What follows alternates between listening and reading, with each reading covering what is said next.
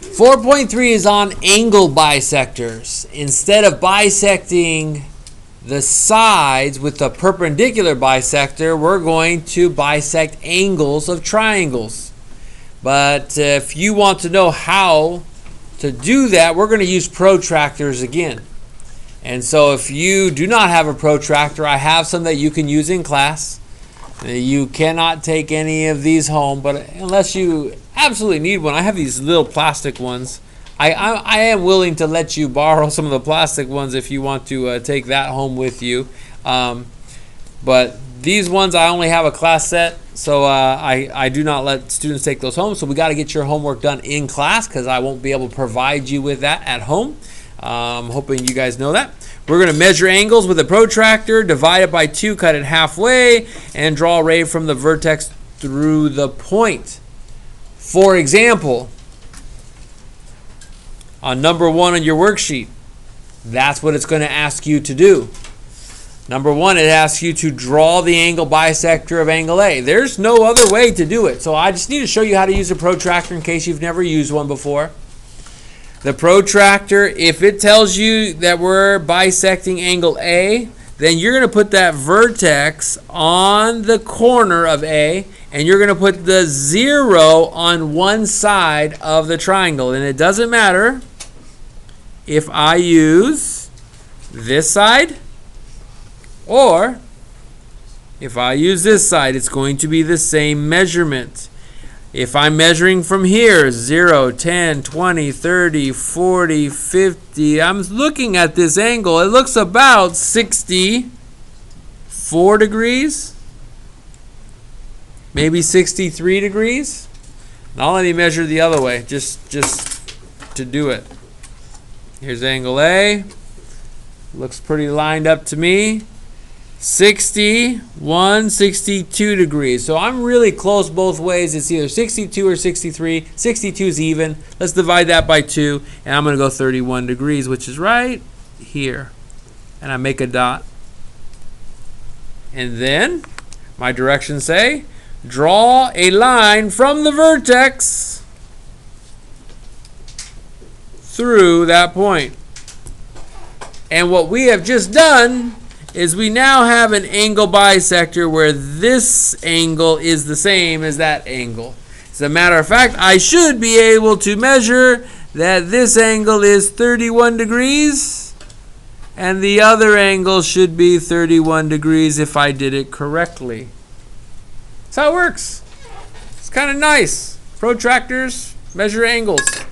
Carpenters use them all the time. They don't use ones like this. They actually have ones that can hold measurements when they're cutting angles for crown molding, flooring, cutting around objects. It's how it works.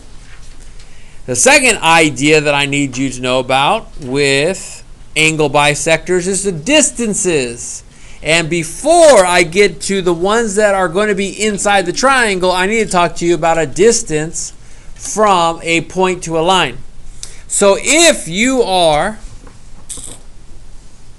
this person and there's a road, you're standing here, let's say you're on the sidewalk, and this is Teague Avenue. I say, how far are you from Teague Avenue? I'm hoping you would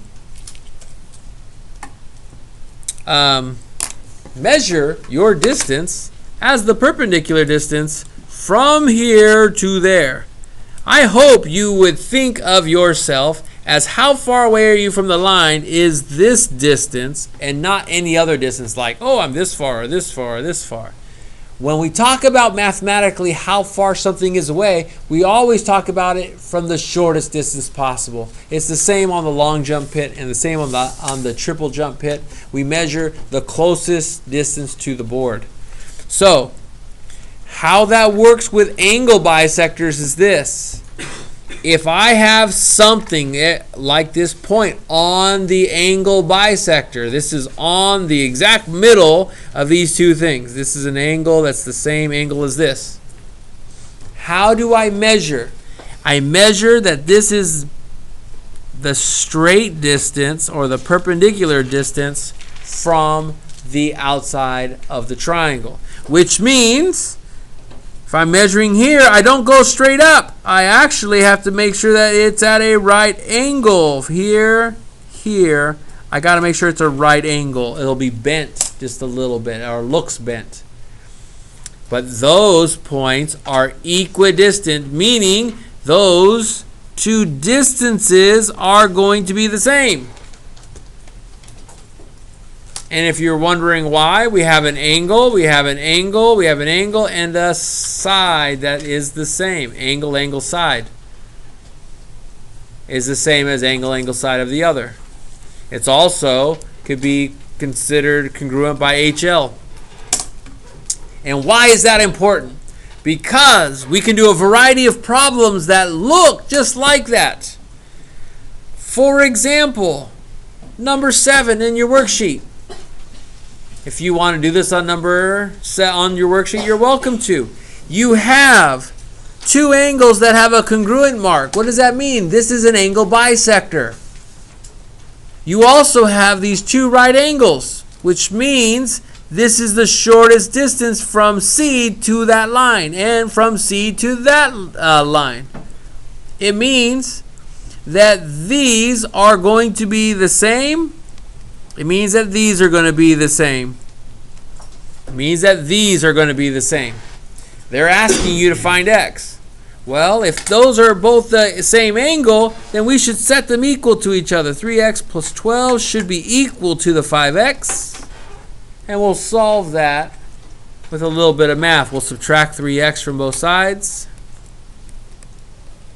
12 will be equal to 2x. Divide by 2. And x would be equal to 6 for number 7. They also ask you to find the measure of angle BAC. BAC. Well, that's this. That's this 3x plus 12. 3. Instead of x, we know no x is 6 plus 12. So 3 times 6 is 18. 18 plus 12 is 30 degrees. You can now figure out what it is. And I can figure out what DAC. Remember when they give you the 3 letters with an angle symbol, it means they go side, vertex, side. That angle, the corner in between, that middle letter is the vertex. 5 times what? 5 times 6 is the same 30 degrees.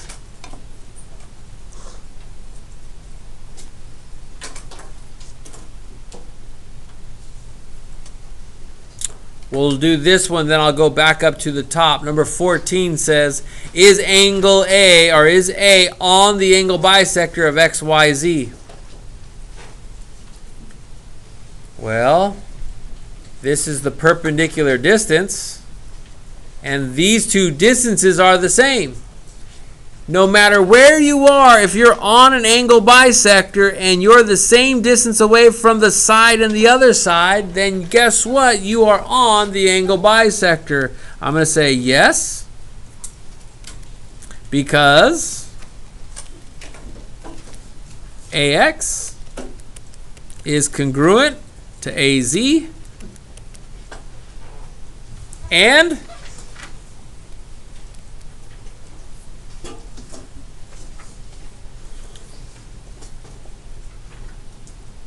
they are perpendicular distances.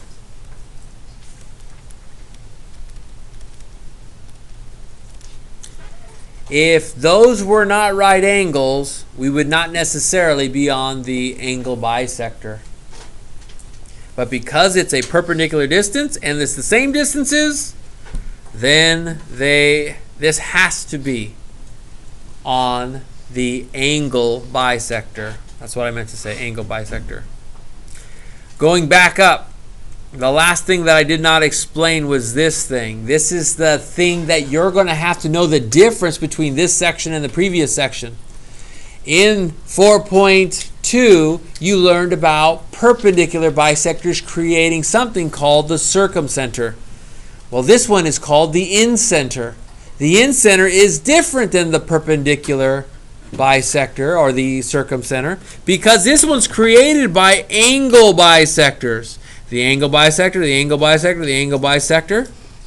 If you look at the distance to the corner and the distance to the corner, the distances aren't the same. What the incenter is the place where you could draw a circle perfectly and touch all three sides. It's kind of neat that it has this property. How do you find the incenter of a triangle? You find the angle bisector of one corner, find the angle bisector of another corner. Those lines are concurrent. They all intersect at one point. The point of concurrency is point P. That point P is the incenter, and you could figure out what the distance is to the side and match that and make your circle if you wanted to. Which is what brings us to number 15. Number 15 is the last example I have for you. And it asks you, does what this point of concurrency for this particular picture, is it the incenter or the circumcenter? What do you think? Say it out loud. If you said circumcenter, you were right. The reason it's the circumcenter is because it's created by the perpendicular bisectors. If it was created by the angle bisectors, it would be the incenter. Part B, this is the center of the which type of circle? The one that goes on the inside or inscribed, or the one that goes through the vertices called the circumscribed circle? Which one do you think it is? Kind of, they both start with the letter C. It's kind of nice. The I and the other I start with the letter I. It's kind of nice. And then they're going to ask you, use a compass to sketch the circle. So you actually will get a chance to practice this, and it may or may not work for you. But if you want to try, what you can do is put this bullseye over the circumcenter. You can adjust, hopefully, your compass. And if it works, you might just be able to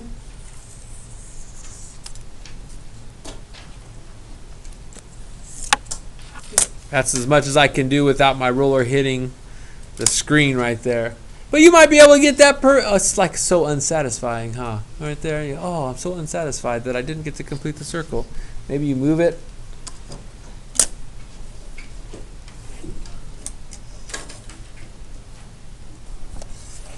There you go. Ah, so much better now, right? You feel so much better now that it's done. We'll stop your notes right there.